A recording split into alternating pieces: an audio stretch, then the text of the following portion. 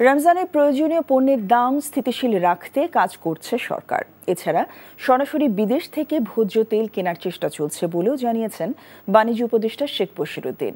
সকালে রাজধানী পুরানা পল্টনে ইকোনমিক রিপোর্টার্স ফোরাম কার্যালয়ে ERF প্রাণ মিডিয়া অ্যাওয়ার্ড প্রদান অনুষ্ঠানে তিনি আরও বলেন, তেলের দাম বাস্তবতা মেনে বাড়ানো হয়েছে, অন্যথায় দীর্ঘমেয়াদী ক্ষতি হতো।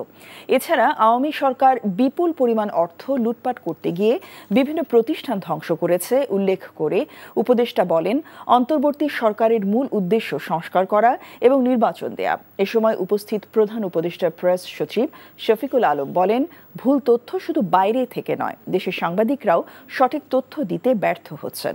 এ সময় প্রাণ RFL গ্রুপের চেয়ারম্যান ও প্রধান নির্বাহী আহসান খান চৌধুরী সহ অন্যরা উপস্থিত ছিলেন। আমি আশা করি যে আমাদের রমজানের যে প্রয়োজনীয় যেসব দ্রব্য, খেজুর, ছোলা, তেল, বাজার স্থিতিশীল থেকে যেন নিম্নগামী থাকে। আমি চেষ্টা করছি যে সরাসরি টিসিবি যেন স্থানীয় যে যারা মুষ্টিমেয় যে কয়েকজন তেল উৎপাদক বা বিপণনকারী আছেন তাদেরকে ছাড়াও যেন সরাসরি আমি বিদেশ থেকে তেল কিনতে পারি।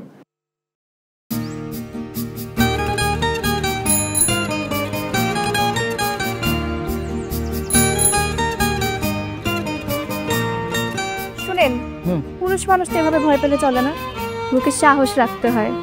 যা বলবেন সোজা সাপটা বলবেন।